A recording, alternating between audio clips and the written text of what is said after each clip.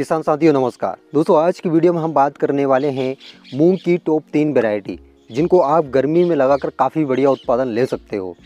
दोस्तों इस समय आपको वैरायटी पे सबसे ज़्यादा ध्यान देना है। अब वो क्यों देना है, क्योंकि कारण है क्योंकि इस समय जो वैरायटी हम लगा रहे हैं उसमें गर्मी सहन करने की क्षमता होना चाहिए, सबसे पहली बात। दूसरी बात, वो वैरायटी 60 से 70 दिन की होना चाहिए, मतलब ज़्यादा से ज़्यादा 75 दिन में पककर तैयार हो जाए, क्योंकि हम लेट वैरायटी इस समय नहीं लगा सकते। अब उसका कारण है क्योंकि उस समय मतलब अभी यदि हम मार्च में मूंग की फसल लगाते हैं तो ये लगभग जून में पककर तैयार होती है, और जून में अधिकतर मैंने देखा है दोस्तों 15 जून के बाद मानसून आना स्टार्ट हो जाते हैं, तो हार्वेस्टिंग में हमको दिक्कत आ सकती है। तो इसलिए हम ज़्यादा से ज़्यादा 75 दिन की वैरायटी ही हम लगा सकते हैं। तो ऐसी ही 3 वैरायटी के बारे में मैं आपको बताने वाला हूं। लेकिन दोस्तों उससे पहले थोड़ी बातें हम बुवाई से पूर्व जो काम करने हैं उसके बारे में कर लेते हैं। दोस्तों सबसे पहली बात, आपको खेत की तैयारी कैसे करना है। यदि आपने रबी में कोई फसल लगाई है, मान लीजिए आपने गेहूँ लगाई है या फिर सरसों लगाई है, जो भी आपने फसल लगाई है, उसकी हार्वेस्टिंग यानी उसकी कटाई के बाद आपको सबसे पहले गहरी जुताई करना है और इसके बाद खेत को समतल करना है। समतल करने के लिए आप रोटावेटर से मिट्टी को भुरभुरा कर सकते हो या फिर पाटा चला सकते हो। इससे क्या होगा दोस्तों, हमारे जो मूंग का अंकुरण है वो अच्छे से हो जाएगा। इसके लिए मिट्टी को भुरभुरा होना बहुत ज़रूरी है। एक एक दाना हमारा मूंग का उग आएगा, इसके लिए ये बात आपको विशेषकर ध्यान रखना है, मिट्टी को भुरभुरा जरूर कर लें। अब जो खाद उर्वरक की जो बात रहती है, तो खाद उर्वरक में आप 20-40-20 ये ध्यान रखना, NPK 20-40-20 यानी नाइट्रोजन आपको 20 किलोग्राम देना है, फास्फोरस आपको 40 किलोग्राम देना है और पोटास आपको 20 किलोग्राम देना है।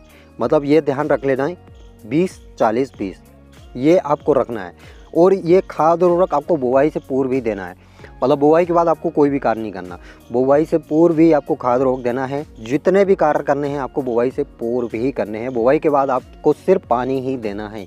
और दोस्तों आपको 150 किलोग्राम, यदि आपने जिप्सम कुछ सालों से नहीं दिया है अपने खेत में, तो आप 150 किलोग्राम प्रति हेक्टर के हिसाब से जिप्सम का भी छिड़काव कर दें, और ये भी आपको बुवाई से पूर्व ही करना है। दोस्तों अधिकतर मैंने किसान भाइयों को देखा है छिटकवा विधि से मूंग की बुवाई करते हैं, जो कि आपको कतई नहीं करना है। इससे यदि आप करते हो तो आपका जो उत्पादन है वो हो सकता है कम हो जाए। और बीज उपचार के लिए मैंने बताया है, एक तो फफूंदनाशक दवाइयों से आपको बीज उपचार करना है, और दूसरा राइजोबियम कल्चर। अब ये राइजोबियम कल्चर मैं हर वीडियो में क्यों बोलता हूँ, क्योंकि यही आपका उत्पादन बढ़ाने वाला है। राइजोबियम कल्चर से कैसे बीज उपचार किया जाता है वो भी मैंने डिटेल में बताया था।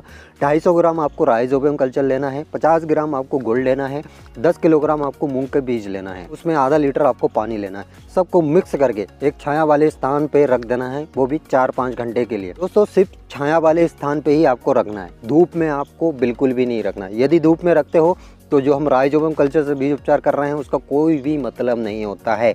तो इन बातों का विशेषकर ध्यान रखें। अब जिन किसान भाइयों के खेत में दीमक का प्रकोप होता है या फिर दीमक ज़्यादा लगती है, तो उसके लिए बेस्ट सॉल्यूशन दोस्तों मैं आपको बता दूं, एल्ड्रीन 5% वाला आपको लेना है। 1 kg प्रति एकड़ के हिसाब से आपको छिड़काव करना है। आप देखोगे आपके खेत में दीमक का प्रकोप बिल्कुल भी नहीं होगा। लेकिन दोस्तों ये काम भी आपको बुवाई से पूर्व ही करना है। जब आज भी यदि बीज दर की बात की जाए तो वैसे खरीफ में जो बीज दर रखी जाती है वो लगभग 12 से 15 किलोग्राम प्रति हेक्टर के हिसाब से रखी जाती है। तो ये बीज दर थोड़ी आपको बढ़ा के रखनी है, 15 से 20 किलोग्राम या ज़्यादा से ज़्यादा 25 किलोग्राम तक आप बीज दर रख सकते हो। और वो आपकी वेराइटी पर डिपेंड करता है कि आप कौन सी वेराइटी लगा रहे हो और उसकी अंकुरण क्षमता कितनी है, तो वो बीज दर आपकी वेराइटी पे भी डिपेंड करता है। खैर जब हम वेराइटी के बारे में बात करेंगे तो बीज दर के बारे में भी बात करेंगे, कौन सी वेराइटी की आपको क्या बीज दर रखनी है। अब बुवाई समय की यदि बात की जाए तो दोस्तों जितनी जल्दी आप बुवाई करोगे उतना ही आपके लिए अच्छा हो सकता है। मतलब फरवरी से मार्च 15 मार्च तक बुवाई की जा सकती है, लेकिन कुछ वेराइटी है जिनको की बुवाई आप मार्च के पूरे माह में कर सकते हो। दोस्तों बुवाई करने का मतलब ये है कि आप यदि जल्दी बुवाई करते हो तो उसमें आपके फूल भी ज़्यादा लगेंगे और उत्पादन भी अच्छा होगा, क्योंकि उस समय गर्मियों में टेम्परेचर थोड़ा बढ़ जाता है, तो हो सकता है फूल आपके कम निकले और उत्पादन भी थोड़ा घट जाए। इसलिए बुवाई समय का थोड़ा ध्यान रखें। बुवाई समय मतलब 15 फरवरी से 15 मार्च के बीच गर्मियों में मूंग की फसल लगाई जाती है, लेकिन आप मार्च पूरा माह ले सकते हो। मार्च के पूरे माह में आप मूंग की बुवाई कर सकते हो। अब बात कर लेते हैं टॉप 3 वैरायटी जिनको आप गर्मी में लगाकर काफ़ी बढ़िया उत्पादन ले सकते हो। तो फर्स्ट नंबर पर जो वैरायटी है वो है IPM 2005-7। इस वैरायटी को दोस्तों ब्राड के नाम से भी जाना जाता है, मतलब दोनों नाम से जाना जाता है, एक IPM 2005-7 और एक ब्राड। दोनों नाम से इस वैरायटी को जाना जाता है। दोस्तों अभी तक की ये सबसे अर्ली वैरायटी है, मतलब अगर अवधि की बात की जाए तो ये जो वैरायटी है वो लगभग 55 से 58 दिन में पककर तैयार हो जाती है गर्मियों में। मतलब दोस्तों सबसे अर्ली वैरायटी है ये मूंग की अभी तक की। और उत्पादन की यदि बात की जाए तो इसका जो प्रति एकड़ उत्पादन बताया गया है लगभग 5 से 7 कुंटल प्रति एकड़ के हिसाब से आप इस वैरायटी से उत्पादन ले सकते हो।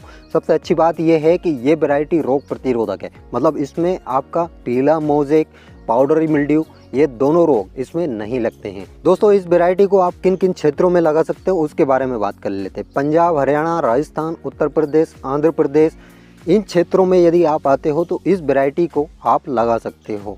दोस्तों जो क्षेत्र मैंने बताया है उन क्षेत्रों में ये वैरायटी काफ़ी बढ़िया उत्पादन देती है, तो यदि आप इन क्षेत्रों में आते हो तो इस वैरायटी को लगाकर काफ़ी बढ़िया उत्पादन ले सकते हो। अगर हाइट की बात की जाए तो इसकी हाइट थोड़ी कम रहती है दोस्तों, मतलब हार्वेस्टिंग आप या तो हाथ से कटवा सकते हो, मतलब हार्वेस्टर लायक यदि इसकी हाइट हो जाती है तो वो आपकी मिट्टी पे डिपेंड करता है कि आपकी मिट्टी में ये वैरायटी कितनी हाइट लेती है। लेकिन इस वैरायटी की हाइट थोड़ी कम बताई गई है, लेकिन उत्पादन की दृष्टि से ये काफ़ी बढ़िया वैरायटी है। आप गर्मियों में इस वैरायटी लगाकर काफ़ी बढ़िया उत्पादन ले सकते हो। अब जो सेकंड नंबर पे जो वैरायटी हमने रखी है वो है अभिमन्यु रत्ना। हालांकि दोस्तों ये प्राइवेट कंपनी की वैरायटी है, लेकिन उत्पादन इसका काफ़ी बढ़िया है। ये वैरायटी लगभग 2017 में निकाली गई थी और 2017 से लगातार ये काफ़ी बढ़िया उत्पादन दे रही है। हमारे कुछ किसान भाई है जो ये वैरायटी लगाते हैं और उनको लगभग 7-8 कुंटल प्रति एकड़ के हिसाब से इस वैरायटी से उत्पादन मिल जाता है। हालांकि दोस्तों ये भी अर्ली वैरायटी है, लगभग 55 से 60 दिन में पककर तैयार हो जाती है। लेकिन एक और ख़ास चीज़ इस वैरायटी के बारे में बता दूं, ये वैरायटी हाइट काफ़ी बढ़िया ले लेती है।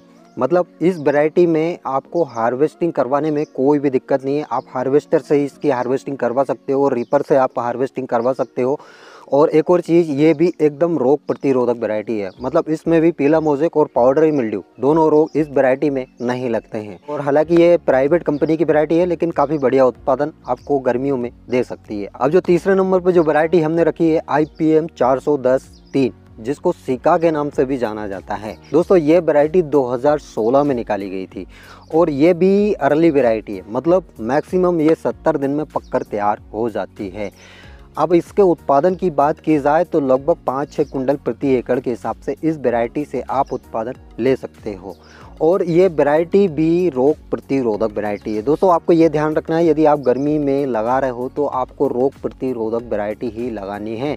और जो वैरायटी आप लगा रहे हो उसके बारे में थोड़ी जानकारी जुटा लें कि वो वैरायटी गर्मी में कितना उत्पादन देती है, गर्मी में कितने दिन में पककर तैयार हो रही है, क्या उस वैरायटी में गर्मी सहन करने की क्षमता है।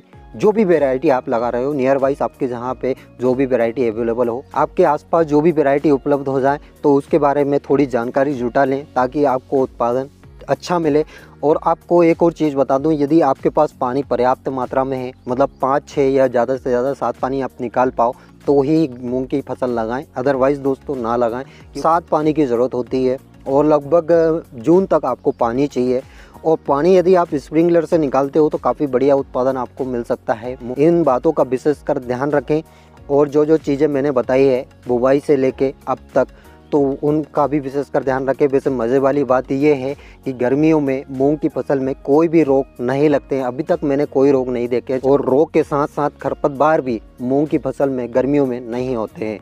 जैसे खरीफ में हमारे मूंग की फसल में बहुत सारे खरपतवार देखे जाते हैं, रोग भी पीला मोजेक देखा जाता है, पाउडरी मिल्ड्यू देखा जाता है, इल्लियों का अटैक बहुत ज़्यादा देखा जाता है, तो ये सब गर्मियों में नहीं लगते हैं। तो ये थोड़ी राहत वाली बात है। उम्मीद करता हूँ दोस्तों मेरे द्वारा दी गई जानकारी आपको समझ आई होगी, वीडियो भी पसंद आई होगी। वीडियो अगर अच्छी लगी हो तो एक लाइक, और जो किसान भाई इस चैनल पर पहली बार आए हैं और अभी तक चैनल को सब्सक्राइब नहीं किया है तो नीचे आपको लाल अक्षरों में दिख रहा होगा सब्सक्राइब बटन दबा लो, और साथ ही साइड में आपको बेल आइकन भी दिख रहा होगा, उसको भी प्रेस कर लें ताकि कृषि से जुड़ी सारी जानकारी आपको समय समय पे मिल सके। तो मिलते हैं दोस्तों नेक्स्ट वीडियो में नेक्स्ट टॉपिक के साथ, तब तक के लिए tata bye bye, take care, धन्यवाद दोस्तों।